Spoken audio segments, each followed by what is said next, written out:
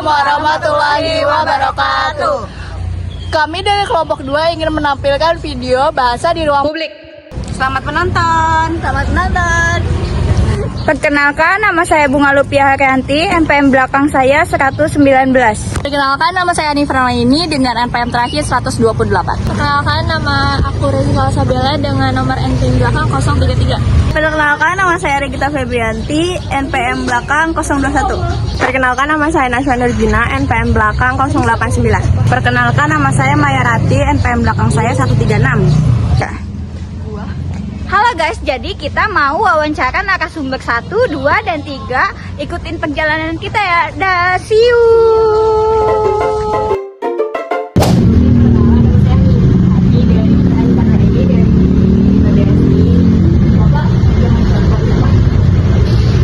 Dengan Pak Yaya. Saya mulai dari yang paling muda ya, Kak. Bapak kerjanya dari jam berapa? Kalau dari kerja tuh ada 3 shift, dari shift pagi, sore, sampai malam. Ya, regu. Bapak biasanya di sini siswanya ada yang repot nggak ngurusin keamanan di sini? Ya kalau untuk mahasiswa sih ada aja yang ngeyel ya. Mungkin udah dikasih tahu, kadang suka ada yang ngeyel, gimana sih Pak, siapa yang lewat sini, kekeh, padahal udah ada aturannya kan, lewat masuk misalkan pintu sana, ya ngeyel lewat pintu sini gitu. Nah seperti itu ada. Atau untuk di sini pernah ada yang kemalingan atau kunci motornya hilang atau gimana nggak Pak? Kalau untuk masalah kehilangan untuk saat ini alhamdulillah nggak ada kan. Mungkin untuk tahun kemarin sih ada lah, karena kesalahan bukan dari saya juga ya, karena di sini sistemnya kan nggak pakai karcis juga kan, karena kelalaian mahasiswa juga, kuncinya gantung tuh sehari nyampe dapat kadang 7 motor, 8 motor. Itu pun diketemukan oleh yang patroli, terus dibawa ke pos lah, diamankan. Di sini saya ingin menjelaskan tentang narasumber pertama yang berasal dari Bapak Satpam, yaitu pertama, bentuk bahasa non baku yang ditemukan, kata kalau jika diucapkan menjadi kalau, kata malam jika diucapkan menjadi malam, kata ngeyel jika diucapkan menjadi ngeyel, yaitu kosakata Jawa maknanya membantah atau menentang. Kata sudah jika diucapkan menjadi udah atau udah. Kata bagaimana jika diucapkan menjadi gimana. Kata ingin jika diucapkan menjadi pengen. Kata kekeh yaitu bahasa Sunda maknanya keras kepala atau bersikeras. Kata tidak jika diucapkan menjadi enggak atau enggak. Kata pakai jika diucapkan menjadi pakai. Kata sampai jika diucapkan menjadi sampai atau nyampe. Kata dapat jika diucapkan menjadi dapat. 2. Membahas faktor bahasa. Poin pertama, kata ngeyel digunakan untuk menggambarkan sikap menantang atau sulit diatur. Kata ini bersifat non-baku dan bernuansa emosional. Poin 2. Banyak muncul bentuk singkatan seperti kalau, udah, enggak, sampai, dan lain-lain.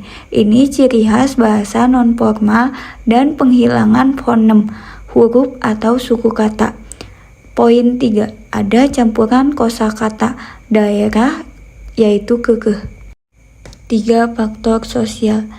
Poin pertama, situasi percakapan santai jadi bahasa non-baku lebih dominan.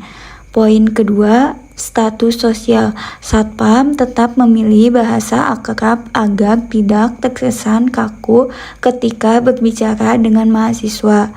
Poin ketiga, budaya lokal. Penggunaan kata kekeh dan ngeyel mencerminkan ekspresi khas yang akrab di lingkungan masyarakat. Sebelumnya nama kami siapa?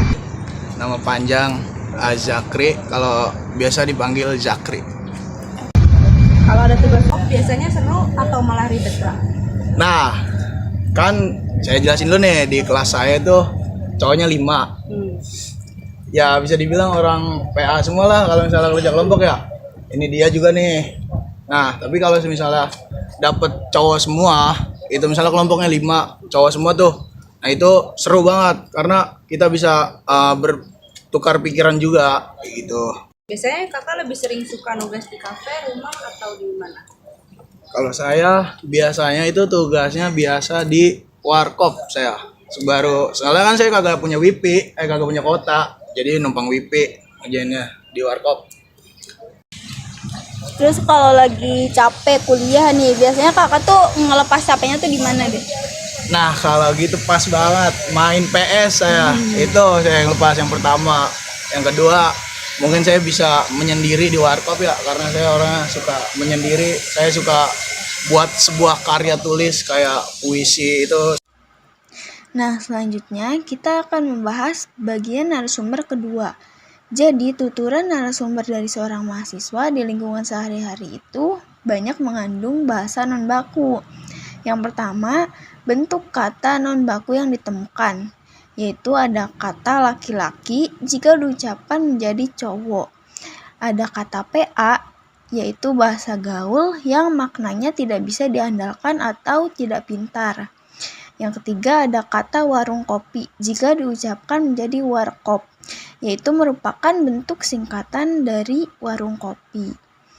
Nah, ada juga kata tidak jika diucapkan menjadi kagak. Lalu ada kata menumpang jika diucapkan menjadi numpang. Ada kata PS, istilah gaul dari singkatan PlayStation. Lalu ada kata sangat jika diucapkan menjadi banget. Terus ada kata seperti jika diucapkan menjadi kaya atau kek. Lalu ada kata membuat jika diucapkan menjadi buat. Nah, yang kedua kita akan membahas faktor bahasa. Yang pertama, mahasiswa ini banyak menggunakan kata gaul seperti PA, kagak, dan ya.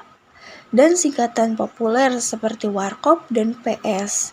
Nah, yang kedua, pilihan kata non-baku menunjukkan gaya tutur santai khas mahasiswa ketika ngobrol dengan sebaya. Yang terakhir, penghilangan kata imbuhan dan kata fonem, huruf atau suku kata. Lalu yang ketiga ada faktor sosial.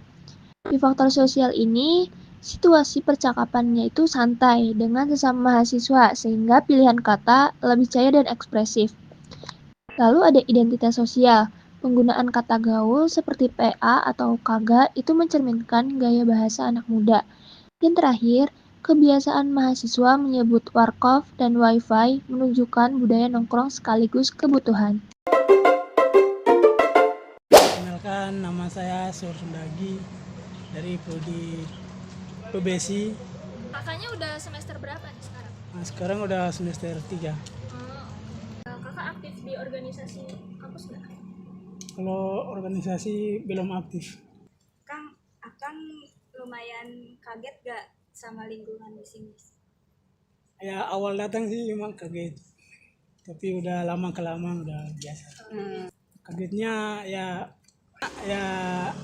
lewat-lewat di sini kan beda sama Papua. Iya. Gitu. Kak, kenapa ngambil jurusan PBSI? Awalnya sih emang nggak milih PBSI, awalnya milih PJKR.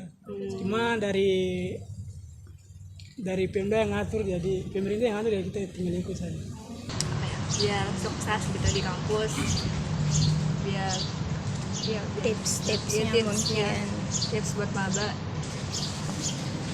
Jangan bolos, jangan alpa, jangan telat buat tugas gitu. Fokus pada perkuliahan gitu, buat tugas gitu. Yang terakhir, kita akan membahas bagian narasumber ketiga. Jadi, tuturan narasumber dari seorang mahasiswa di lingkungan sehari-hari itu banyak mengandung bahasa non-baku. Yang pertama, bentuk bahasa non-baku yang ditemukan. Kata sudah jika diucapkan menjadi udah. Kata kalau jika diucapkan menjadi kalau. Kata tidak jika diucapkan menjadi enggak. Kata cuman jika diucapkan menjadi cuma. Kata lama-kelamaan jika diucapkan menjadi lama-kelama. Kata teman-teman jika diucapkan menjadi kawan-kawan. Kosakata sinonim. Kata memilih jika diucapkan menjadi milih. Kata atur jika diucapkan menjadi ngatur. Kata membuat jika diucapkan menjadi buat.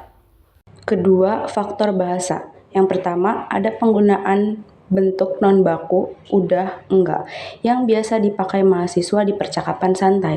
Yang kedua, ciri logat Papua terlihat dari vokal E pada kata tertentu. Ini menunjukkan pengaruh dialek daerah terhadap pengucapan bahasa Indonesia.